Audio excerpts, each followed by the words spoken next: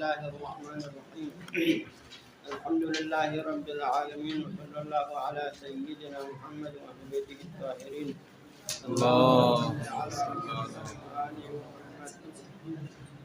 اما بعد بحث گفتگو چل رہے تھے ہماری کی آیا فقہا کی ان المعاطات تفید الاباحات جو مراد ہیں ملک متزلزل مراد ہے یا اباحہ مجردہ مراد ہے. تو سابقہ ابحاث میں مصنف نے موقع کے کرکی کی بات کو رد کیا تھا کہ یہاں پر اباحہ مراد اباحہ محض مراد ہے، ملک متزلزل مراد نہیں ہے. لیکن اس کے بعد انہوں نے کچھ ادھر اس کی تائید کرا بعض چیزوں میں، اس پر ہم بات کر رہے تھے. ہاں جی، تو یہاں پر موقع کے کرکی کی ان ادلے کو ذکر کر رہے تھے کہ جس کے ماتحت انہوں نے کہا تھا کہ یہ اباحہ کا مراد کیا ہے، ملک متزلزل ہے. تو دو دلیل کا ذکر ہم نے پہلے کیا ہے. پہلا یہ کہا ہے کہ اگر آپ آپ کا جو ہے ہمارا مانوی کون سے معاطات ہیں جس کے متعین کے قصد ملک ہیں، اور پھر عملاً تاثیر جو ہے باہر جو ہے فائدہ باہر کا دے دے، یہ معقول نہیں ہے. ہاں جی، یہ معقول نہیں ہے کیونکہ ان کا قصد یعنی کیونکہ عقود تابع الخصوص ہیں. یا تو وہی فائدہ ملنا چاہیے جو انہوں نے قصد کیا ہے، یا تو آپ کا معاملہ ڈائریکٹ ہی فاسد ہے. پھر یعنی کہ قصد ملک کا کرنے کے بعد پھر اباحہ کے بعد دینا سے کیا مقصد لم یقع و موقع لم یقصد والاشکال لازم. اس کے بعد دوسری بات ہم نے یہ کہا نا کہ شرعی مقدس، کیونکہ ہم نے اباحہ کو اباحہ شرعی مراد لیں، فرض کریں اباحہ مالکی مراد نہیں لیں، تو پھر شرع مقدس کی طرف سے جو ہے یہ حکم لگانا کہ متعاطین نے ملک کا قصد کیا تھا، شرعی وہ اثر مرتب نہ کرے، بلکہ اس کے برعکس اباحہ جس کا قصد نہیں کیا ہے شرع مقدس اس اباحہ کا اثر کو مرتب کرے. تو پھر یہ شرع سے کیا ہے، شرع سے یہ بات کیا ہے، بہت سے غیر معقول اور باعث ہیں. ٹھیک. اور تیسرا پوائنٹ یہ کہا تھا کہ فقہا کی کلمات کے اندر جب ہم کہتے ہیں کہ حاجم اباحہ معاطات اباحہ کا فائدہ دیتا ہے، جو کہتا ہے اس اباحہ سے مراد اباحہ مالکیہ مراد ہے، اباحہ شرع مراد ہے. تو ہم ان کے فقہا کی کلمات سے ظاہر کیا لگتا ہے، اس سے مراد اباحہ مالکیہ والے مراد ہے، اباحہ شرع مراد نہیں ہے. کیوں؟ کیونکہ اگر اباحہ شرع مراد ہے تو اس کے لیے کیا چاہیے، دلیل شرعی چاہیے.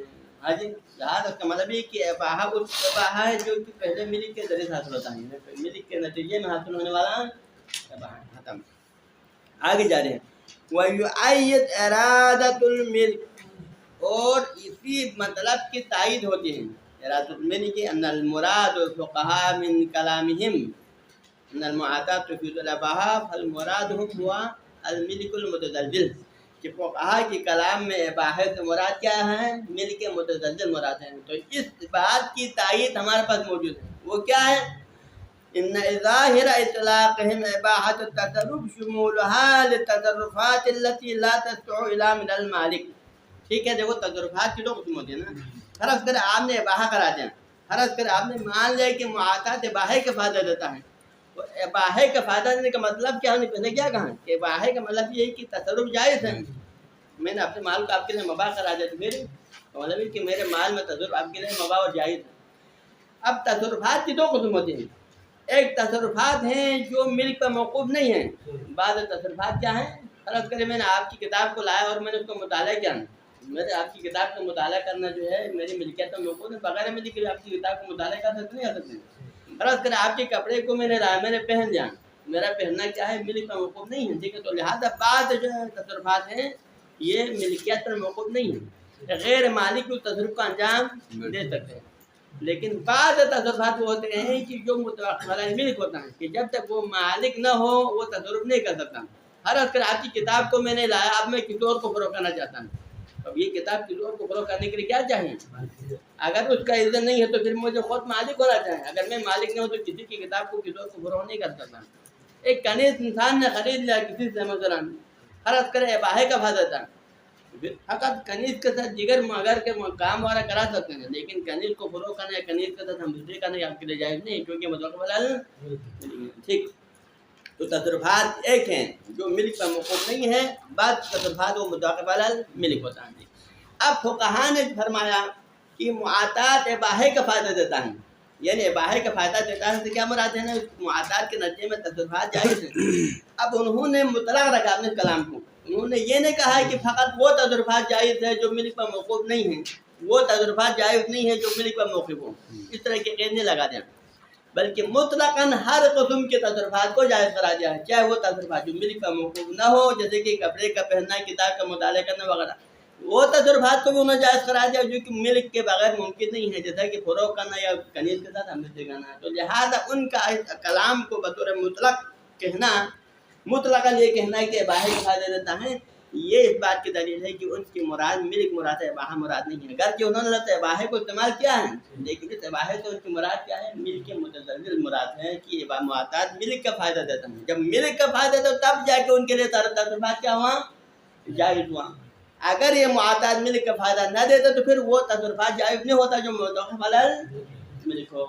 یہ ہے محقق کی کرکی کی ایک اہم فقہا کی کلام سے استنباط کرنے کا طریقہ۔ آج وَيُعَيِّدُ إِرَادَةَ الْمِلْكِ، یعنی کہ فقہا کے اباحت سے مراد ملک مراد ہے، اس مطلب کی تائید ہوتی ہے کس بات سے؟ ان ظاہر اطلاقہم، فقہا کی کلام کے جو ظاہر ہے، کون سے کلام؟ اباحت التصرف، انہوں نے کہ معتاد مفید التصرف ہیں، اباحت التصرف، لفظ اباحہ تصرف ان کے کلام کے اندر کیا ہے؟ یہ لفظ مطلق ہیں، اور جب مطلق ہے تو کیا کرتا ہے؟ شمولها للتصرفات، یہ اطلاق ان تصرفات کو بھی شامل کرتا ہے التي لا تصح الا من المالک، اس تصرف کا انجام دینا بعنوان مالک کے کسی کے لیے ممکن نہیں ہے۔ آپ مالک نہیں ہیں، فقط آپ کو اباحہ کرا دیا ہے تو پھر آپ کے لیے وہ تصرف کا جائز نہیں ہے۔ کسی کے مال کو آپ فروغ کرنا چاہتا ہے تو پھر بھائی مالک نے آپ کے لیے مباح کرا دیا، لیکن اس مباح کی بنیاد پر آپ مال کو فروغ کر سکتے ہیں؟ نہیں کر سکتے۔ تو لہٰذا فقہا نے کہا کہ اباحہ تصرف یعنی ہر قسم کے تصرفات کو جائز قرار دیا۔ مطلب یہ ہے کہ فقہا کی نظر میں معتاد ملک کا فائدہ دیتا ہے، تب جا کے دوسرے بندے کے لیے سارے تصرفات کیا ہوا؟ جائز۔ اب یہاں پر مثلا ان کی مثال کیا ہے؟ وہ تصرفات جو متوقف علی الملک کی مثال کیا ہوا تھی، جیسے کہ جاریے کو مثلا معتاد کے ذریعے سے لایا تو فقہا کیا کہتے ہیں؟ اس جاریے کے ساتھ وادی کرنے کو جائز سمجھتے ہیں، حالانکہ وادی کیا ہے؟ متوقف علی الملک ہے۔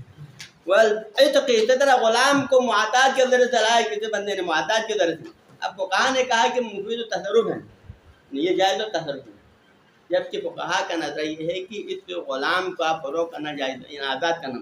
اس نے کسی کے غلام کو معتاد کے ذریعے سے لایا، اب یہ بندہ کیا کرنا چاہتا ہے؟ اس سے لائے ہوئے غلام کو کسی اور کو فروغ کرنا چاہتا ہے، تو یہ غلام کا کسی اور کو فروغ کرنے کے لیے کیا چاہیے؟ اس بندے کو مالک ہونا چاہیے۔ اگر معتاد فقط اکیلا اباحہ کا فائدہ دیتا ہے تو اس بندے کو یہ فروغ کرنا جائز نہیں ہونا چاہیے، لیکن فقہا جائز سمجھتے نہیں سمجھتے ہیں، فقہا اس بے کو جائز سمجھتے ہیں، اس کو آزاد کرنے کو بھی جائز سمجھتے ہیں، غلام کے فروغ کرنے کو بھی جائز سمجھتے ہیں۔ تو مطلب کیا ہے؟ فقہا ان سارے تصرفات کو جو مالک کے بغیر انجام نہیں دے سکتا ہے، ان تصرفات کو بھی جائز قرار دیتے ہیں۔ ٹھیک ہے، کما مثلا کلوات والعتق والبیع لنفسہ، یہ بیع لنفسہ کے لنفسہ کیوں کہا؟ یعنی کہ اس کے مال کو آپ مالک کے لیے تو فروغ کر سکتے ہیں، فرض کر آپ نے آپ کو مباح قرار دیا، تو مباح قرار دینے کے بعد آپ نے اس مال کو لایا، اب اس مال کو کسی اور کو فروغ کرنا چاہتے ہیں، اگر اس مال کو آپ خود اس مالک کے لیے فروغ کرنا چاہیں تو پھر ہی تو فضولی، تو پھر واضح مسئلہ کوئی فضول بن جائے گا۔ لیکن فقہا فقط اس کو نہیں بلکہ یہ بندہ اپنے لیے فروغ کرنا چاہتا ہے، اپنے مال سمجھ کر، تب بھی اس بے کو کیا سمجھتے ہیں؟ جنسی کو بھی جائز سمجھتے ہیں۔ تو اس کا مطلب یہ ہے کہ فقہا کی نظر میں اس کا مالک ملکیت ہو گیا ہے، یہ مال اس کی ملکیت میں داخل ہوا، تب جا کے اس کے تصرف کیا ہوا؟ جائز ہوا۔ یہ محقق کرکی کی جو ہے استدلال فقہا کے کلام میں۔ تو اب ایک بندہ اس کا جواب دیتا ہے محقق کرکی کو، یہ فقہا نے ٹھیک ہے یہ کہا ہے، یہ تصرفات متوقف علی الملک کو بھی جائز قرار دیا ہے، لیکن ان کی مراد یہ ہے کہ ابتدا میں معاطات کرنے سے آگے تک کیا ہے؟ یہ اباحۃ التصرف اکیلا مجرد اباحۃ تصرف ہے، لیکن جب یہ بندہ ایسا تصرف کرتا ہے اس مال کے اندر کہ جس کے ذریعے سے کیا ہے جو ملک کے بغیر ممکن نہیں ہے، تو جب ہی یوں ہی یہ تصرف کرے گا آنما پہلے اس کی ملکیت میں داخل ہونے کے بعد پھر وہ آگے چلا جائے گا۔ فرض کرے معاطات کے ذریعے سے میں نے آپ کتاب کو لایا مثلا، تو یہ کتاب جب تک میرے پاس ہے میں اس کو مطالعہ کر رہا ہوں، دیگر وہ تصرفات جو ملک پہ موقوف نہیں ہے اس وقت تک یہ کتاب میرے لیے فقط اباحہ کے حد تک ہے، لیکن جب میں اس کتاب کو کسی اور کو فروغ کرنا چاہوں اور اس کے ساتھ بھی کوئی شریعت کا جگہ جاری کیا تو اس کی فروغ کے آن اسی لمحے سے پہلے ایک لمحے کے لیے کیا ہوتا ہے؟ یہ مال میرے ملکیت میں آ جاتا ہے، پھر میں مالک بننے کے بعد عنوان مالک اس کی جاتا ہے، تو لہٰذا اس کو کہتے ہیں ملکیت آننمائی۔ یعنی فقہا یہاں پر ملکیت آننمائی کے قائم ہے کہ پہلے اباحہ تصرف ہے اور اس تصرفات کے انجام دیتے وقت پھر ملک کا فائدہ حاصل ہو جاتا ہے۔ تو کیا یہ صحیح ہے یا نہیں ہے؟ جس طرح خیار اور ہبہ جائزہ، ہبہ معاوضہ کے اندر، ہبہ جائزہ کے اندر بھی ایسا ہوتا ہے نا کہ خیار میں تصرف جائز ہے، بے خیاری کے اندر کیا ہے؟ بے خیاری کے اندر جب تک تو دونوں طرفوں میں سے خیار استعمال نہ کرے، خیار کی مدت جب تک باقی ہے آپ کو اس مال میں تصرف کرنا جائز ہے۔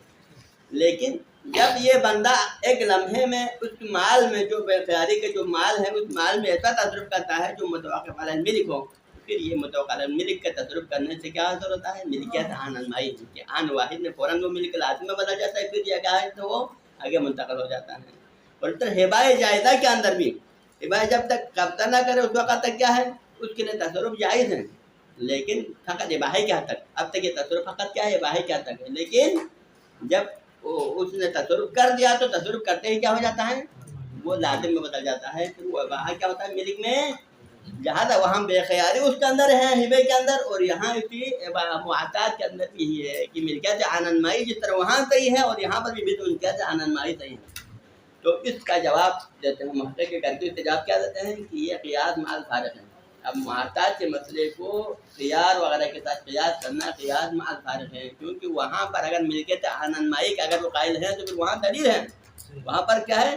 یم بین الادلے کے تقاضا کے مطابق انہوں نے یہ کیا ہے؟ تصرف کیا ہے، ملکیت آننمائی کے قائل ہوئے ہیں۔ لیکن یہاں معطات کو ملکیت آننمائی کے معنی میں لینے کے حوالے سے یہ فقہا کے یہاں پر رائج نہیں ہے، کسی فقہ نے ایسا نہیں کہا کہ معطات بھی ملکیت آننمائی کا بیان دیتا تھا۔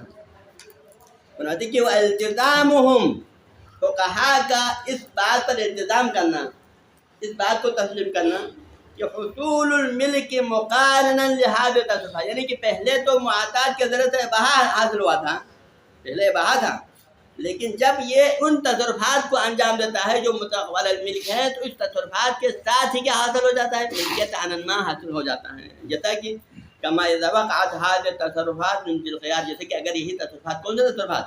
جو تصرف متوقف علی الملک ہو، اگر صاحب خیار جس بندے نے اپنے لیے خیار رکھا لیکن اسے خیار کے مدت میں اس مال میں ایسا تصرف کرنا چاہتا ہے کہ جو متوقف علی الملک ہے، تو کیا فرماتے ہیں؟ آننما، وہاں پر ملک حاصل ہو جاتا ہے۔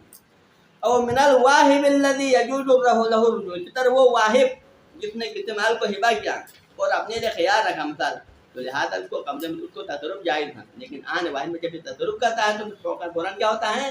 ملکیت آننمائی اس کے لیے حاصل ہو جاتا ہے۔ تو کیا یہ ملکیت آننمائی والا نظریہ کیا یہاں پر درست ہے؟ ہم کہیں کہ معطات کے مبین فقہا کے اباحہ سے مراد تو وہی اباحہ ہی ہے، پہلے تو اباحہ ہے، لیکن اس تصرف کے ساتھ کیا ہوتا ہے؟ ملکیت آننمائی حاصل ہو جاتا ہے۔ یہ والا تعویل بعید جدا، یہ بعید ہے، یعنی یہ خیار کے مسئلے میں ٹھیک ہے، لیکن یہاں معطات کے مسئلے میں اس معطات کو جو آپ کیا مراد ہے یہاں پر کہ پہلے اباحہ اور ان تصرفات سے پہلے ایک لمحے کے آننما ملکیت حاصل ہو جاتا ہے، اس نظریے کو تسلیم کرنا یہاں پر کیا ہے؟ مشکل ہے۔ یعنی اگر خیار اور ہبے کے اندر صحیح ہے وہاں اس کو ماننے میں کوئی حرج نہیں ہے، کیونکہ یہاں پر کیا ہے؟ یہاں پر فرق ہے، دیکھو یعنی یہ التزام ملکیت، اب تین باتیں یہاں پر اس میں بعید ہونے کی تین وجوہات۔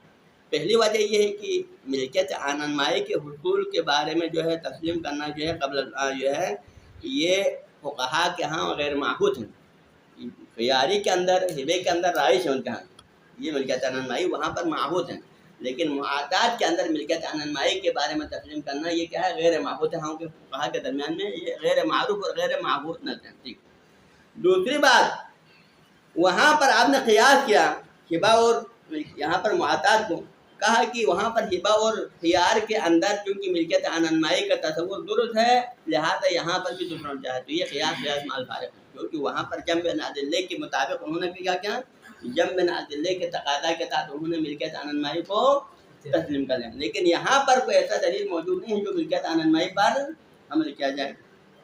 ٹھیک، اور تیسری بات وہاں پر ملکیت آننمائی کو ماننا اور یہاں پر ماننا، کیونکہ یہ دونوں الگ الگ موضوعات ہیں، ہاں جی، ان دونوں میں کوئی تلازم نہیں ہے۔ ٹھیک ہے، آپ وہاں پر ملکیت آننمائی کو مان لیں لیکن یہاں پر نہ ماننے کی کوئی تلازم والی بات ہے، لہٰذا بنا پر یہاں پر ملکیت آننمائی والا تصور کیا ہے؟ یہ بعید ہے من کلام الفقہا، فقہا کے کلام سے ختم۔ وَسَيَجِيءُ مَا ذَكَرَهُ بَعْضُ الْأَسَاطِيرِ، انشاءاللہ بعد میں یہ آ جائے گا، بعض حدیث ہمارے کاشف الغطاء کے جو نظریہ انشاءاللہ بعد میں انہوں نے کیا کہا من ان هذا القول مستلزم لتاسیس قواعد جدیدہ، کہ اگر آپ یہاں پر کیا ہوتا ہے معاطات اباحے سے کیا مراد ہے؟ اباحے کو اپنے اباحے کے معنی پر رکھیں، ملک متزلزل مراد نہ لینے کی طرف میں کیا ہوتا ہے؟ اس سے جدید نئے قواعد ہونا لازم ہوتا ہے۔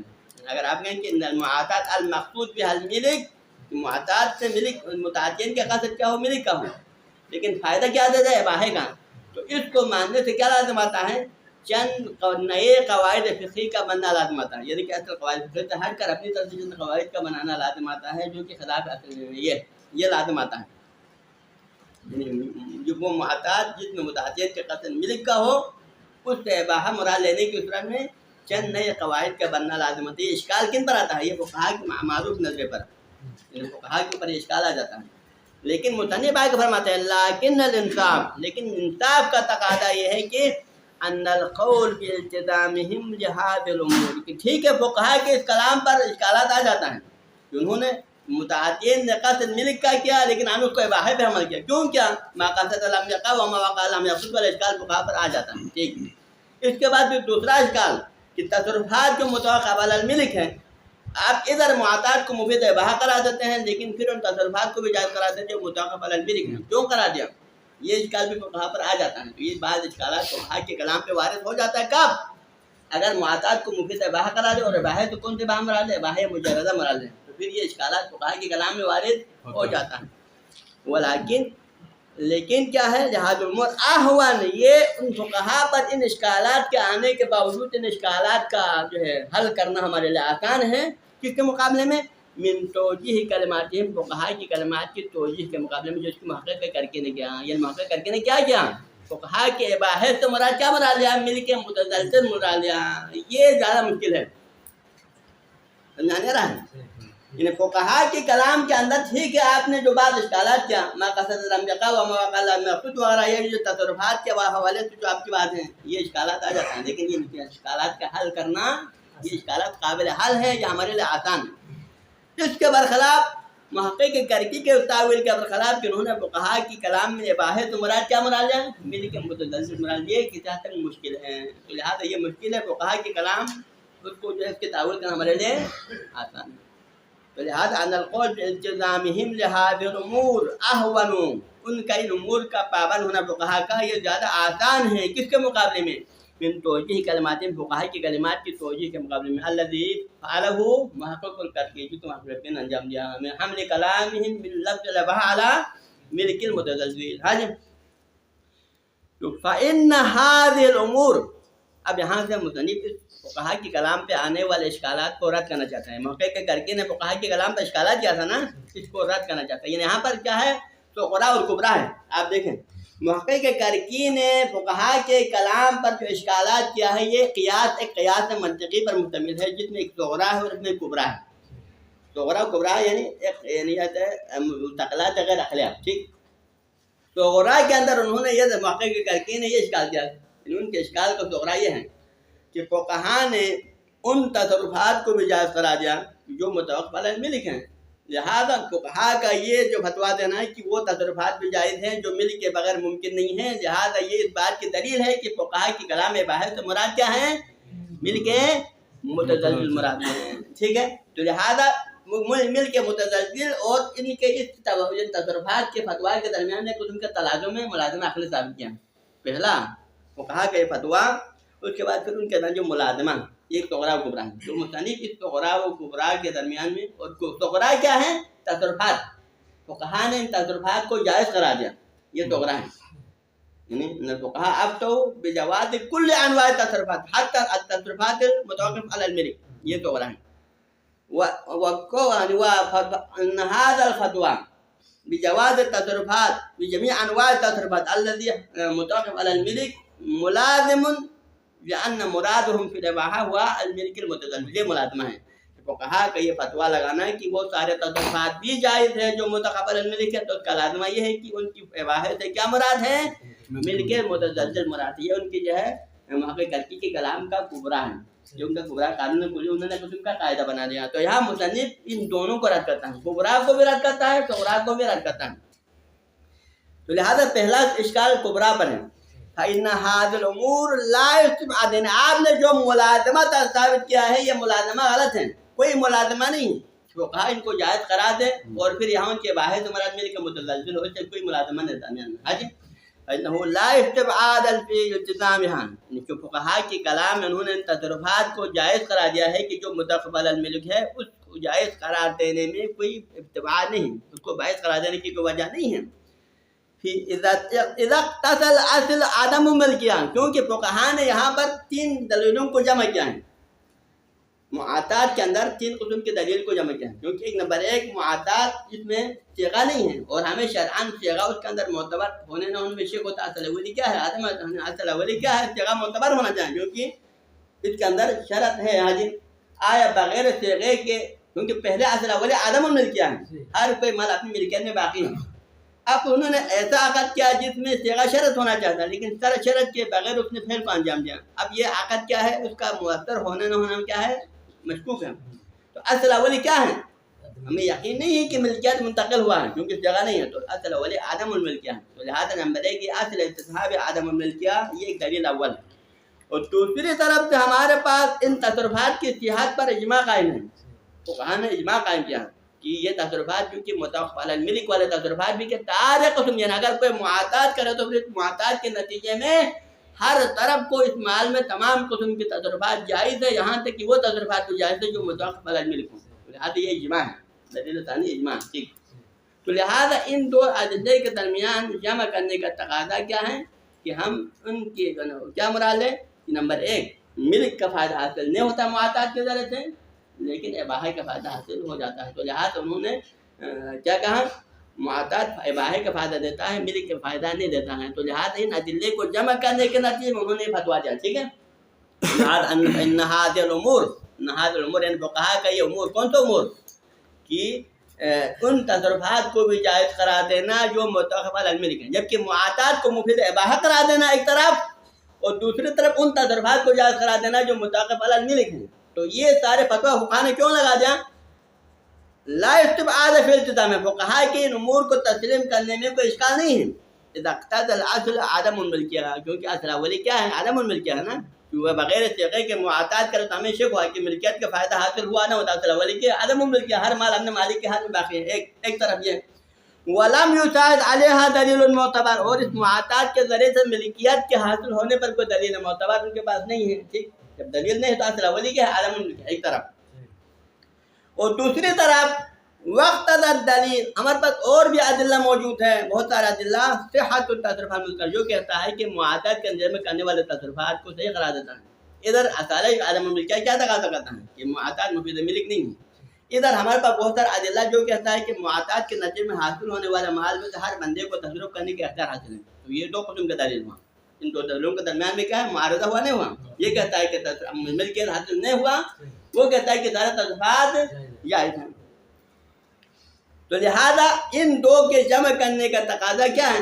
ان 2 کے جمع کرنے کے لیے فقہا نے کیا کہا کہ ملک مفید ملک نہیں ہے لیکن مفید اباحہ ہے. تو لہذا بالفتقہ جمع بین ادلہ کے مقتضا کے مطابق فقہا نے یہ فتویٰ لگا دیا ہے. تو لہذا اس میں کوئی استبعاد جمع بین ادلہ کے تحت فتویٰ لگانے میں کوئی مشکل.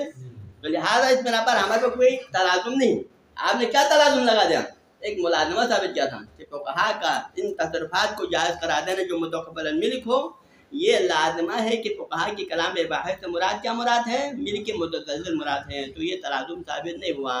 کیوں ثابت نہیں ہوا؟ کیونکہ فقہا تصرفات کو جائز بھی قرار دیتے ہیں جمع نازلہ کے تحت، اور ادھر ملک کو عدم ملک کے قائل ہے، وہ ملک کا فائدہ نہیں دیتے ہیں. تو لہٰذا جتنا آپ کا کبرا کیا ہے؟ باطل. کبرا پر اشکال ہو گیا. اب یہاں پر اشکال صغریٰ پر معاذ آئے گا، اشکال صغریٰ پر ما ان المحکی ان حواش الشہید علی القواعد، اور آپ کے صغریٰ پر بھی اشکال ہے کیونکہ آپ نے کہا نہیں کہ فقہا نے ان تمام تصرفات کو بھی جائز قرار دیا حتیٰ کہ وہ تصرفات جو متوقف علی الملک ہیں. آپ کا یہ عمومیت والی بات ہے، یہ اشکال ہے. کیوں؟ کیونکہ شہید کی حواشی میں شکایت ہوئی ہے. شکایت کرنے والا ہے سید العاملی فی مفتاح الکرامہ. سید العاملی نے مفتاح الکرامہ میں شہید سے شکایت کی ہے کہ شہید اول نے اپنے قواعد میں کیا فرمایا تھا کہ المنع عما یتوقف علی الملک، وہ ان تصرفات کو ممنوع سمجھتے ہیں. شہید اول آپ نے اجماع کا دعویٰ کیا تھا نا، آپ نے کیا کیا تھا؟ اجماع کا دعویٰ کہ فقہا کا اجماع ہے کہ فقہا سب کے سب کیا کہتے ہیں؟ معاطات کے نتیجے میں حاصل ہونے والے مال میں ہر قسم کے تصرفات کو جائز سمجھتے ہیں، یہاں تک کہ ان تصرفات کو بھی جو متوقف علی الملک. کیونکہ ہمارا اشکال کس میں ہے؟ باقی تصرفات میں اشکال نہیں ہے نا. ان تصرفات میں اشکال ہے جو متوقف علی الملک ہو. تو اس صورت میں پھر موقع کی ترقی کا اشکال اپنی جگہ پر باقی رہتا ہے. ادھر ہم شہید اول کی کتاب قواعد میں دیکھیں تو شہید اول کیا کہتا ہے، وہ فرق کرتا ہے. شہید اول کہتا ہے کہ معاطات مفید اباحہ ہیں، اور اس اباحے کے نتیجے میں وہ تصرفات تو جائز ہے جو متوقف علی الملک نہ ہوں، لیکن وہ تصرفات جو ملک پر موقوف ہو وہ تصرفات جائز نہیں ہیں. تو لہٰذا نجتاً آپ کا اجماع ختم ہو گیا نا. آپ نے کہا تھا کہ فقہا ان تصرفات کو بھی جائز سمجھتے ہیں جو متوقف علی الملک ہو، جبکہ شہید کے خلاف ہیں. ان المحکی ان ہوا شہید علی القواعد، شہید نے قواعد پر جو حاشیہ لگا، یعنی شہید کی کتاب قواعد سے محقق عاملین نے جو حکایت کی ہے ان کے کلام سے، تو انہوں نے کیا ہے، شہید کا نظریہ کیا ہے، المنع، ان الشہید یمنع عن التصرفات، شہید ان تصرفات کو ممنوع سمجھتے ہیں. اما یتوقف علی الملک، وہ تصرفات جو متوقف علی الملک ہو، کہتے ہیں کہ معاطات کے میں فقط غیر متوقف علی الملک والے تصرفات جائز ہیں، لیکن متوقف علی الملک والے تصرفات جائز نہیں ہیں. مثلا کی مثال کیا ہے، کہ اخراج ہی فی خمس، مثلا کہ ایک بندے نے خمس کو نکالنا ہے، خمس کے مال نکالنا ہے. اب وہ کیا کرنا تھا، معاطات سے حاصل ہونے والے مال کو بطور خمس مستحقین کو دینا چاہتا ہے. تو شہید کہتا ہے کہ یہ جائز نہیں ہے. کیوں؟ کیونکہ خمس کے طور پر نکالنا کیا ہے، یہ ملک، آپ کے مالک ہونے پہ موقف ہے، آپ مالک نہیں فی الحال، لہٰذا آپ کو یہ خمس دینا جائز نہیں. ایک اور مثال، او زکوٰۃ کے طور پر، او کا وط الجاریہ، مثلا آپ نے کنیز کو مثلا معاطات کے ذریعے سے لیا، آیا یہ کنیز کے ساتھ ہم بستری کرنا شرعاً جائز ہے؟ تو شہید کیا کہتا ہے کہ آپ اس کنیز سے گھر کے دیگر کام تو چلا جو ہے لے سکتے ہیں، لیکن اس کے ساتھ ہم بستری کرنا جائز نہیں. تو لہٰذا شہید نے کیا کہا، فقط وہ تصرفات جائز ہے جو ملک پر موقوف نہ ہو، لیکن ملک پر موقوف والے تصرفات جائز نہیں ہیں. یہ نہیں ہے تو پھر محقق ترقی کا اشکال کب ہو گیا نہیں ہو گیا؟ اشکال کب آتا تھا، آپ متوقف علی الملک والے تصرفات کو بھی اس کے لیے جائز قرار دینے کی طرف میں. ٹھیک ہے، ختم. ومما یش، اب یہاں سے آگے ایک اور تائید، مما یشہد علی نفی البعد اما ذکرنا، ایک اور ہمارے پاس تائید ہے، شہادت ہے. کس بات کے اوپر؟ کہ نفی البعد اما ذکرنا، ہمارے ما ذکرنا کا بعید نہ ہونا. ما ذکرنا کیا ہے کہ ان المقصود الاباحہ من کلمات الفقہاء و اباحۃ المجردہ. ہم نے کیا کہا تھا، ہم نے مشہور کے نظروں کا مانا ہے نا کہ مشہور فقہاء کے نظر میں اباحہ کیا ہے، اباحہ مجردہ مراد ہیں، نہ کہ ملک متزلزل. تو اس بات کی ہمارے پاس ایک اور شاہد ہے، یشہد علی نفی البعد اما ذکرنا، ہمارے ما ذکرنا بعید نہیں ہے. ہمارا وہ نظریہ جو فقہاء کی ہم نے حمایت کر کے بتا دیا ہے، یہ بعید نہیں ہے. کون سے ما ذکرنا؟ من ارادتہم الاباحۃ المجردہ، ہمارا یہ کہنا ہے کہ فقہاء کے اباحت سے مراد فقط اباحہ مجردہ ہے، ملک متزلزل مراد نہیں ہے. اس کے اوپر ایک اور تائید، وہ کیا ہے، ابھی آپ آ رہا ہے، مع قصد المتعاطین التملیک، حالانکہ اس معاطات کے اندر متعاطین نے کیا قصد کیا، تملیک کا، یعنی کیونکہ ہمارا موضوع نظام وہ معاطات ہے جس میں متعاطین نے تملیک کا قصد کیا. تو متعاطین نے تملیک کا قصد کیا، اور پھر فقہاء نے اس معاطات کے بارے میں کیا فتویٰ لگا دیا کہ یہ معاطات گرچہ اس نے متعاطین نے تملیک کا قصد کیا ہے، لیکن عملی میدان میں شرعاً اباحے کا فائدہ دیتا ہے، اباحے مجردہ. اب اس اباحے سے کیا مراد ہے، اباحے مجردہ مراد ہے، متزلزل مراد نہیں. تو اس کے مراد ہونے پر ہماری ایک تائید اور شہادت وہ یہ ہے، انہو قد صرح الشیخ فی المبسوط، کہ شیخ طوسی نے اپنی کتاب مبسوط میں مکمل صراحت کے ساتھ واضح انداز میں فرمایا ہے. ایک والحلی فی السرائر، اسی طرح محقق علامہ ابن ادریس حلی نے اپنی کتاب سرائر میں صراحت کے ساتھ کہا ہے. کا ظاہر علامہ فی القواعد، اسی طرح علامہ نے اپنی کتاب قواعد کے اندر اس کے ظاہر سے بھی لگتے ہیں نا، صراحت نہیں وہاں ظاہر ہے، پہلے تو صریح ہے اور علامہ کی کتاب قواعد میں ظاہر کیا تھا. تو انہوں نے کیا کہا، بعدم حصول الملک باہداء الہدیہ، کہ ملک حاصل ہوتا ہے، یعنی اگر کہ ہدیہ وغیرہ جو ہے گرچہ موضوع، اور ہمارے کلام تک انہوں نے یشہد کیوں کہا، شاہد ایک تائید کے اوپر، کیونکہ موضوع الگ ہے حقیقت میں، کیونکہ ہدیہ کا موضوع الگ ہے، بے کا موضوع الگ ہے. ہم معاطات کی بات کر رہے ہیں، ہدیہ اس سے الگ چیز ہے.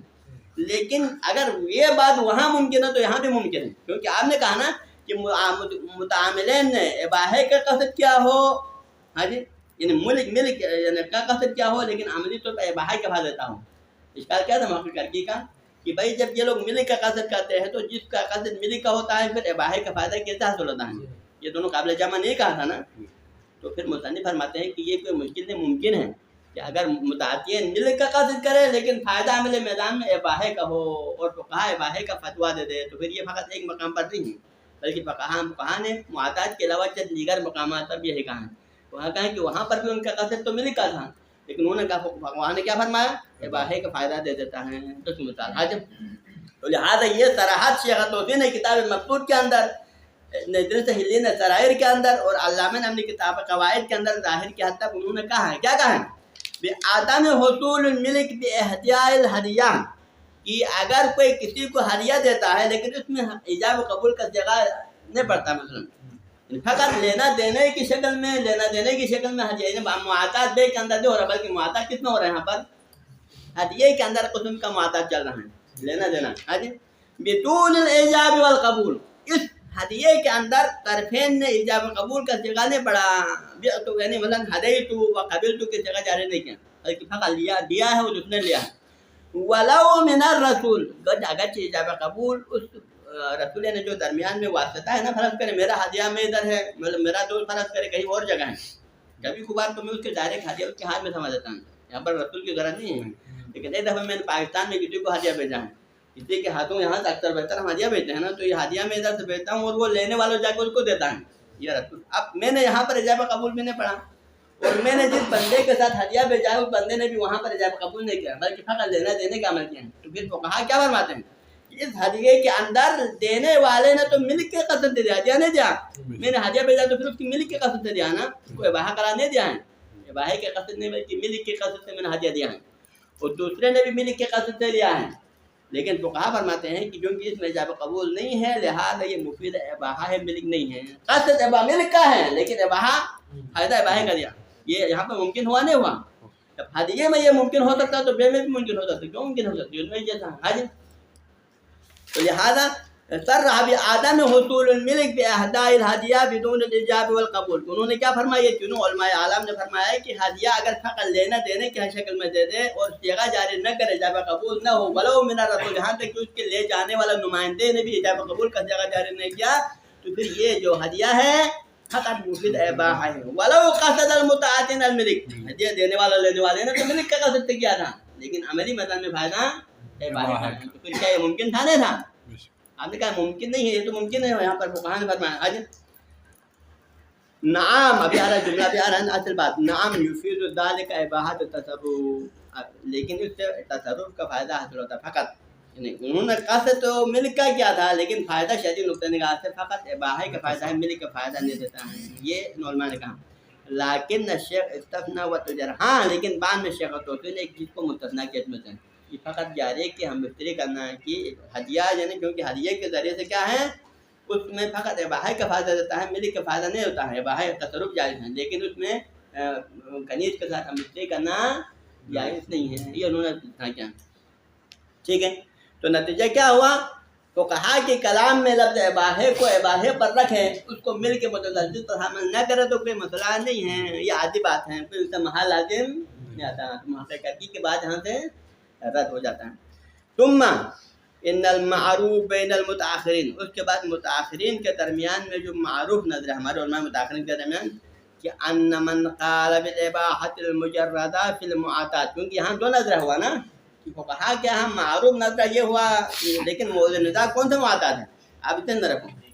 اصل ہمارے مورد ندا وہ معاطات جس میں متعدد کے قاصد ملک کا ہے، قاصد اباحہ والی بات ہے خارج کا درمیان سے، آپ اس کو چلو کہ جس میں متعدد ابتدا میں قاصد ملک کا کیا ہے، لیکن فائدہ کیا دے رہا ہے، اس میں دو نظرہ ہوا. ایک معروف نظرے کا تھا، انہوں نے کہا ہے کہ یہ معاطات فقط اباحے کا فائدہ دیتا ہے، ملک کا فائدہ نہیں دیتا ہے. ٹھیک ہے جی. لیکن دوسرے نے کہا ملک متزلزل کا فائدہ دیتا ہے. تو اب آتے ہیں اس مسئلے پر کہ ان من قال بالاباحۃ المجردہ، جو علماء اعلام جو کہ معروف کا نظرہ ہے جو معاطات کو مفید اباحہ سمجھتے ہیں اور وہ بھی اباحہ مجردہ سمجھتے ہیں، اباحہ مجردہ یعنی جو مداخلہ ملک نہیں، پھر معاطات کا کھالا. اصل بات ہے نا کہ جو افراد معاطات کو مفید اباحہ سمجھتے ہیں تو انہوں نے آگے اس کے فرع کے طور پر ایک دوسرے نظر کو مانا ہے، یعنی اس کے فرع کے طور پر فرعی طور پر ایک اور مسئلہ پیش آتا ہے کہ کیا اس کے اوپر بے کا عنوان صدق آتا ہے نہیں آتا ہے. ٹھیک ہے، آپ نے اباحہ کرا دیا، معاطات کو مفید اباحہ کرا دیا، ٹھیک، لیکن اس پر شرعاً اور فن بے کا عنوان صدق آتا ہے یا نہیں آتا ہے، کیا یہ بے ہے حقیقتاً یا بے نہیں، یہ دوسرا سوال ہے جو اس کا فرع ہے. تو جن فقہا نے فرمایا کہ من قال بالعہد المجردہ قال بانہا لیست بیعن حقیقت، جو علماء اعلام اس اباحے کو مفید معتاد کو مفید اباحہ سمجھتے ہیں، مفید ملک نہیں سمجھتے ہیں، تو انہوں نے کہا کیونکہ معتاد مفید اباحہ ہے لہٰذا اس بنا پر یہ معتاد بے نہیں ہیں، بے کے عنوان پر صدق نہیں آتا، حقیقتاً ہی بے کے عنوان سے خارج ہیں، لیس بیعن حقیقتاً، انہوں نے کہا کہ سرے سے بے نہیں ہے، بے کے دائرے سے خارج ہیں، کما ہوا ظاہر بعض العبائر المتقدمہ، جیسا کہ پہلے سابقہ ہم نے بہت سارے فقہاء کی عبارات کو لایا نا، ان عبارات کے اندر سے ظاہر ہوتا ہے، مثلا کون کون سی عبارات، جیسا کہ شیخ طوسی نے اپنی کتاب مقصودہ میں کہا ہے کہ انہ لا یکون بیعن، سابقہ ہم نے ذکر کیا کہ انہ لا یکون بیعن، یہ جملہ شیخ طوسی نے کہا، اس طرح ابن ادریس سہیلی نے کیا کہا، انہ لا یکون بیعن ولا عقدا، یہ نہ بے ہے نہ عقد ہے، اسی طرح ابن زہرا نے غنیہ میں کہا کہ ان ذالک لیس ببیع، تو یہ جو سارے عبارات سابقہ بحث میں ذکر کیا، ان عبارات کے ظاہر سے کیا لگتا ہے کہ ان کے نظر میں یہ معتاد بے نہیں ہیں، جو معتاد جس کے نظر میں آپ کا نظر ہے کہ مفید اباحہ ہے، تو جو معتاد مفید اباحہ ہے وہ بے کے عنوان سے خارج ہے، یعنی بے کا مصداق نہیں بن سکتا، ٹھیک ہے۔ ومعقد اجماع الغنیہ، یعنی کما ہوا ظاہر بعض العبائر ومعقد اجماع الغنیہ، یعنی فقط عبارات کے ظاہر کیا تک نہیں ہے بلکہ غنیہ میں جو ہے ابن زہرا نے اس پر اجماع کا دعویٰ کیا کہ عندنا انہ لیس بیعن عندنا، انہ لیس بیعن عندنا کہا ہے، انہوں نے کہا کہ ہمارے امام فقہاء کے نظر میں معتاد جس میں جو ہے مفید اباحہ ہو وہ سرے سے بے نہیں، لہذا ابن زہرا نے جس معتاد کی بے نہ ہونے یعنی جس کی نفی کی ہے وہ کیا ہے، وہی معتاد بے کا نہ ہونا ہے، عدم بیعہ، جی عدم بیعت المعتاد، یہ کیا ہے ابن زہرا کے علماء کا مورد ہے۔ وما ابعد ما بینہ و بین توجیہ المحقق الثانی، تو ہم یہاں سے دیکھتے ہیں کہ دیکھو کتنا فاصلہ ہے فقہاء کے اس بات کے درمیان اور ادھر محقق کرکی کے بات کے درمیان، ادھر فقہاء کیا کہہ رہا ہے، معتاد سرے سے بے ہی نہیں ہیں، کیونکہ فقہاء کے نظر میں ملک اور بے مساوی ہے نا، کیونکہ جو مفید ملک نہیں ہے تو پھر وہ بے بھی نہیں ہے، جو ملک نہیں ہے وہ بے نہیں ہے، مفید ملک نہ تو بے نہیں۔ اب یہ فقہاء کیا کہتا ہے، یہ سرے سے بے ہی نہیں، بے کے دائرے سے خارج ہے، ادھر محقق کی کیا کہتا ہے، ملک متزلزل کا فائدہ دیتا ہے، تو اس کے بعد اور اس کے باتوں کے درمیان میں زمین آسمان کا فاصلہ ہے۔ وما ابعد ما بینہ بین قول هذه الاعلام، ان اعلام کے قول کے درمیان الذين قالوا انه ليس بیعن، جن کا نظریہ ہے کہ معتاد بے نہیں ہے، وبین توجیہ المحقق الثانی، دوسری طرف محقق ثانی کے توجیہ کے درمیان انہوں نے کیا کہا، من ارادت نفی اللزوم، کہ ہمارے مراد یا ملک کی نفی کرنے سے مراد ملکیت کی نفی نہیں، ملکیت تو اپنی جگہ پر ہے لیکن فقط فقہاء نے لزوم کی نفی کی ہے، انہوں نے فقہاء کی کلام سے قسم کا استدلال کرا ہے، ادھر فقہاء اپنی طرف سے کیا کہہ رہا ہے، ادھر فقہاء کہتا ہے کہ ہمارے نظر میں معتاد ملک کا فائدہ دینے کی تو بات چھوڑو بلکہ ہمارے نظر میں تو یہ بے ہی نہیں ہے، ادھر بے انکار کرنا، لیکن آپ فقہاء کی کلام سے کیا مراد لیتے ہیں، تو ان کی کلام کہتے ہیں کہ ان کی فقہاء کے مراد ملک کی نفی نہیں بلکہ ملک کے لزوم کی نفی ہے، ملک تو ہے اپنی جگہ پر لیکن فقہاء کے مراد اباحت سے کیا مراد ہے، فقط لزوم کی نفی کرنا مراد ہے، یہ کہاں سے آیا، ہاں جی فقہاء کی کلام کچھ اور ہے، آپ نے ان کی مراد کچھ اور لیا ہے، بلکہ کسی بندے کی بات سے آپ نے مراد لینا مقصود کو تھوڑا معقول قسم کے مقصود لے لیں، وہ کہا کچھ اور کہہ رہا ہے ایک وادی میں ہے، آپ کسی اور وادی میں، آپ کی کلام سے کچھ اور مراد ہے، تو یہ معقول نہیں ہے نا، ٹھیک ہے نا، تو لحاظ کیا فرماتے ہیں، وما ابعد ما بینک هذا مراد العلماء العلام وبین توجیہ المحققین، کہ فقہاء کے مراد کدھر ہیں، محققین نے اپنے طرف سے کیا مراد لے رہا ہے، یہ بہت زمین آسمان کا فرق ہے، من ارادت نفی اللزوم، یعنی محقق کر کے کیا مراد لیا، فقہاء کی کلام میں اباحت سے مراد یہ کہا کہ ان کی مراد لزوم کی نفی ہے لیکن ملکیت اپنے جگہ پر باقی ہے، وکلاہما خلاف الظاہر، لیکن ہمارے نظر میں دونوں افراد و تفریق کے درجہ رہا، ہاں جی، یہ ایک طرف محقق کرکی کا ان کی کلام سے ان کی اباحت سے مراد ملک متزلزل مراد لینا بھی خلاف ظاہر ہے، اور ادھر فقہاء کا کہنا ہے کہ معتاد سرے سے بے ہی نہیں، یہ بھی خلاف ظاہر ہے، معتاد بے نہیں کہنا یہ بھی خلاف ظاہر ہے، ہاں جی، تو لہذا معتاد بے ہونا کیوں خلاف ظاہر ہے، اس اعتبار سے خلاف ظاہر ہے کیونکہ عرف عام میں تمام لوگ معتاد کو کیا سمجھتے ہیں، کیونکہ عام طور پر شریعت کے اندر احکام لگاتے وقت معاملات کے باب اور عبادات کے باب میں زمین آسمان فرق ہے، عبادات کے اندر وہاں پر حقیقت شریعہ الگ ہوتا ہے، یہ عبادات کے عناوین کو شریعت میں اپنے الگ معنی میں استعمال کرتے ہیں، وہی عرفی معنی میں استعمال کم کرتے ہیں، لیکن معاملات کے اندر اب آپ ہیں تو پھر معاملات میں کیا ہوتا ہے وہاں پر وہی عرفی معنی میں وہی حکم شرعی لاگو ہوتا ہے. جو عرف عام میں جو عنوان ہے اسی عنوان کو موضوع قرار دے کر حکم شرعی وہاں لاگو ہوتا ہے. اور جب آپ اس اعتبار سے دیکھا جائے تو پھر عرف عام میں معتاد عرف کیا سمجھتے ہیں عرف عام معتاد کو بھی سمجھتے ہیں. ایک قسم کا معتاد بے عرفی ہے عرف میں معتاد کے اوپر بے قانون آنا کیا ہے اس میں کوئی شک و شبہ نہیں ہے. لہٰذا اب جب ایسا ہے تو پھر فقہا کا یہ کہنا کہ معتاد سرے سے بے نہیں ہے یہ کہنا خلاف ہے عرف ہے یعنی خلاف عرف ہیں. عرف کے نظریے کی کیا ہے ان کے شہرت کے برخلاف ہیں. یہ پہلی بات. تو لہٰذا نتیجتاً فقہا کے جو یہ کہنا کہ معتاد بے نہیں ہے یہ عرف کے برخلاف. اب آتا ہے دوسری بات محقق ثانی کی تعویل خلاف ظاہر ہے. کیوں ہے اس سے خلاف ظاہر ہے کیونکہ اباحہ کچھ اور ہوتا ہے. اباحہ و ملک آپس میں کیا ہے مکمل متضاد ہیں نہیں ہے. اباحہ کیسے کہا جاتا ہے جو ملک نہ ہو. ملک کیا ہے جو اباحہ نہ ہو. تو لہٰذا ملک و اباحہ قسم کا ظاہراً دونوں معنی مفہومان متغیران. کلمۃ الاباحہ و کلمۃ الملک ہما مفہومان متغیران. یہ دونوں الگ متغیر مفہوم ہیں. لہٰذا آپ ان میں سے دوسرے کو مراد لینا ایک معنی سے دوسرا معنی مراد لینا سرے سے غیر معقول ہے. کیونکہ اباحہ کچھ اور ہوتا ہے ملک کچھ اور ہوتا ہے. اب اباحہ کو ملک کا معنی میں لینا کہیں پر ہمیں نظر نہیں آیا ہے. نتیجتاً واقع کے کرکی کا فقہا کے کلام کے اندر لفظ اباحہ سے ملک مراد لینا بالکل ہی کیا ہے یہ غلط چیز ہے. یعنی کیونکہ دونوں متغیر چیزیں متضادان کو ایک متضاد کو دوسرے ہم نہیں کر سکتے ہیں. ٹھیک ہے. تو لہٰذا ان الاباحہ والملک مفہومان متغیران متضاد فکیف یحمل احدهما على الاخر. یہ اصل اشکال ہے جس بنا پر صاحب محقق کے کرکی کی تعویل بھی خلاف ظاہر ہے. فقہا کی ادھر بے کی نفی کرنا بھی خلاف ہے ظاہر ہے. کیوں خلاف اصل حقیقت انشاءاللہ کل بیان کریں گے آج. ٹھیک ہے جو صلی اللہ علی سیدنا محمد و اہل بیت الطیبین الطاہرین.